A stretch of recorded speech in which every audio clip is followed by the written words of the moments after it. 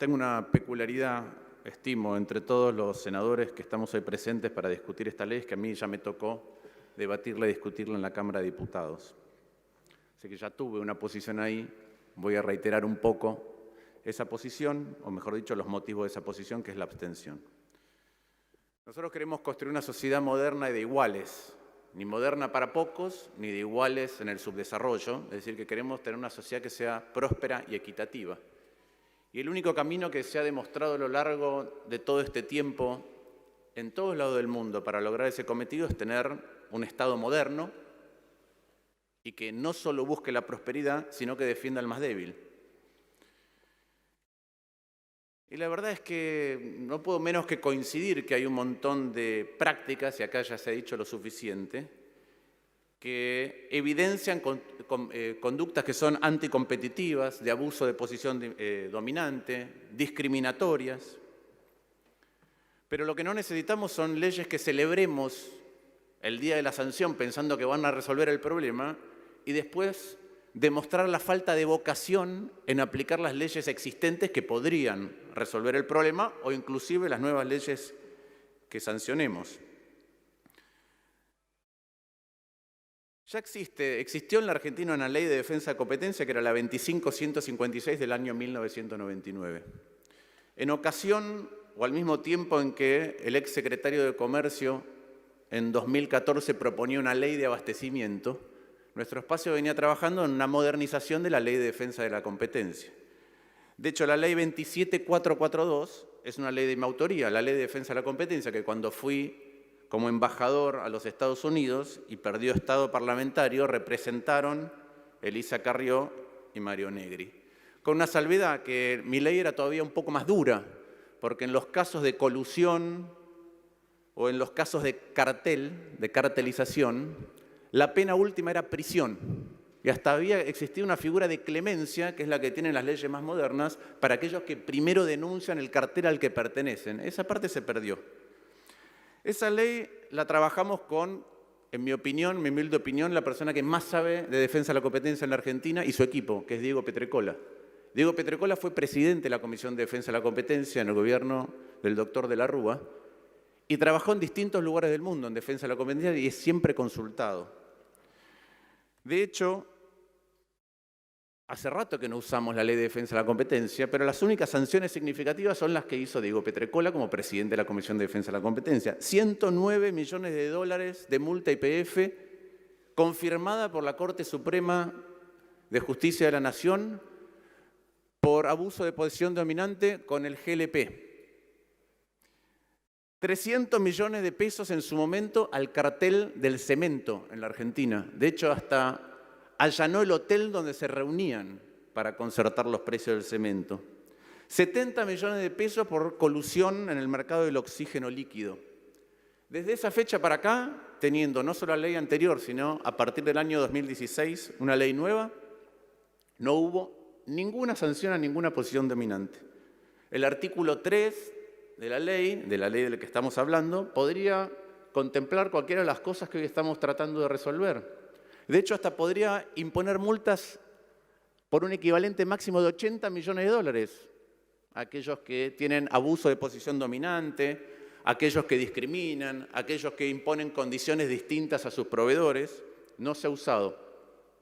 No se usó el anterior en todos los años del kirchnerismo, no se usó la propia ley que sancionó el gobierno de Cambiemos en todos los años de Cambiemos. La verdad que esa es una ley que está a la altura de las más avanzadas del mundo y podríamos utilizarla en estos mismos momentos para las cosas que queremos resolver. La pregunta que nos tenemos que hacer es por qué estamos buscando en una nueva ley aquellos instrumentos que ya tienen las leyes anteriores y la verdad es que no usamos en ningún momento.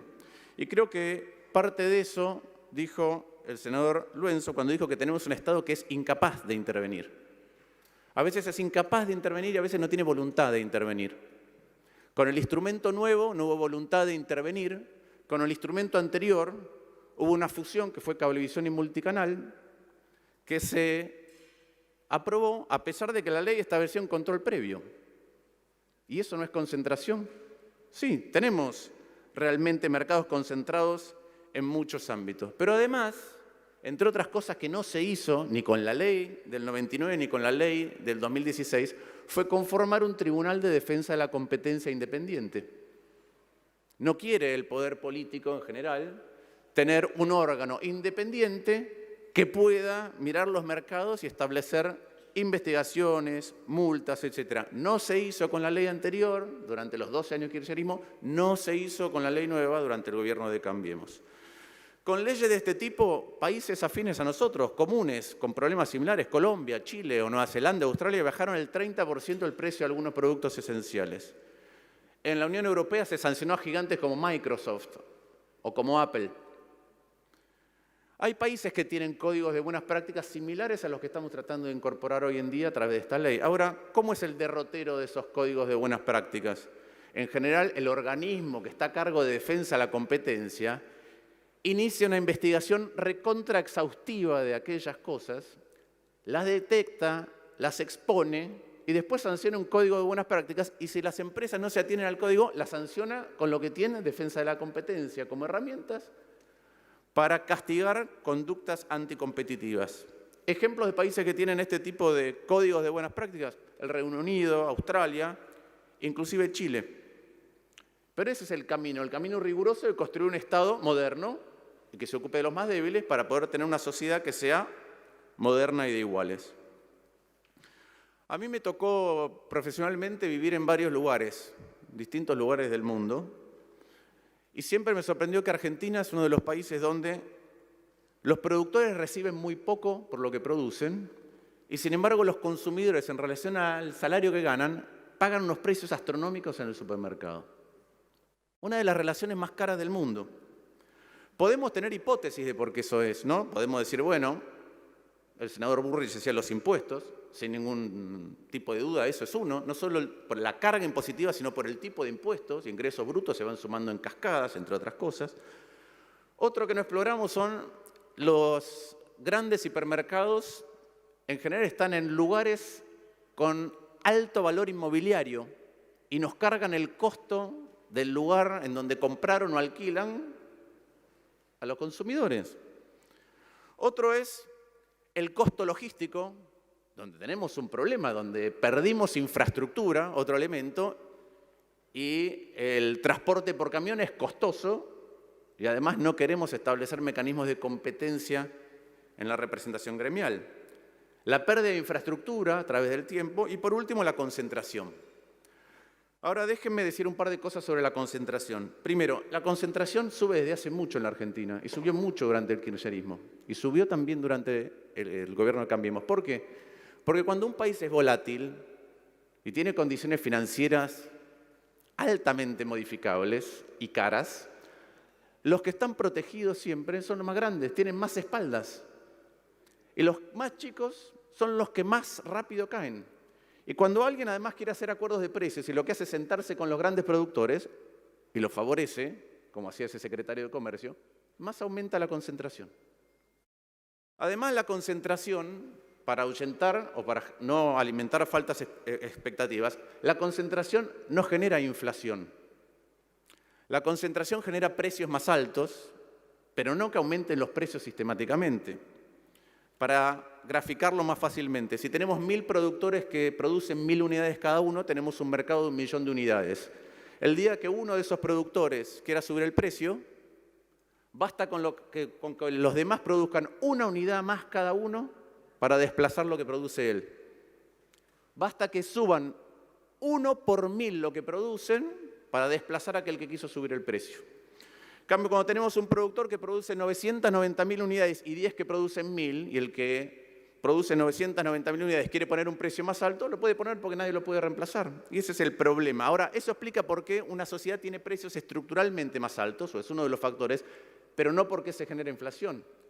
Entonces, no solamente ya tenemos las herramientas para resolver los problemas que tenemos, y si hubiera voluntad política, las aplicaríamos, sino que además le estamos diciendo a la gente que esto va a resolver problemas como la inflación, que no lo va a hacer. O, si no atacamos las fuentes de la concentración de productores en algunos casos, con suficiente voluntad política, tampoco vamos a resolver el problema de los precios altos. Esta ley, además, No se aplica en los lugares donde los sectores más vulnerables compran mayoritariamente ni alimentos, ni bebidas, ni aquello que tiene que ver con la higiene. Con lo cual tampoco le vamos a hacer la vida más fácil. Y además genera riesgo de ineficiencia en cómo funcionan estas cadenas, con lo cual hasta corremos el riesgo de que aumenten los precios de algunas de las cosas que queremos que bajen.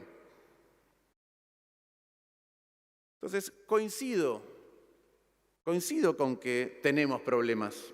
Coincido con que las pymes, los productores regionales, no tienen nadie que los defienda en la situación de orfandad frente a las grandes cadenas comerciales.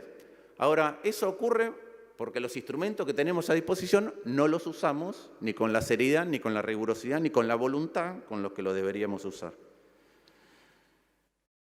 Cuando además, tan taxativamente nosotros, sin conocer el negocio, y no es por defender ningún negocio, porque digo, la Ley de Defensa de la Competencia, que es de nuestra autoría, era para precisamente imponer costos a los negocios que abusan de su posición dominante. Ahora, cuando nosotros taxativamente decimos porcentaje de góndola, esto, lo otro, no conocemos cómo funciona el negocio en todos y cada uno de los lugares y corremos el riesgo de que esas determinaciones tan rígidas contribuyan a una mala distribución de los bienes que queremos que se acerquen a la población y el aumento de costos logísticos. Entonces, si queremos resolver los problemas de los que hoy estamos hablando, apliquemos las leyes más modernas que tenemos con fuerza y con voluntad política. Retomemos esos instrumentos, impongamos las multas que corresponden, otra vez con decisión política. Porque un Estado inteligente no es aquel que, cuando surge un problema, sanciona una ley y entonces deja contento durante un tiempo muy corto a la población que necesita que alguien lo proteja, sino aquel que piensa cuáles son las mejores leyes y después las aplica con toda convicción. Y en mi humilde opinión, tenemos esos instrumentos, pero hace muchísimo tiempo, por lo menos hace 20 años, que los gobiernos no deciden aplicarlos. Muchas gracias.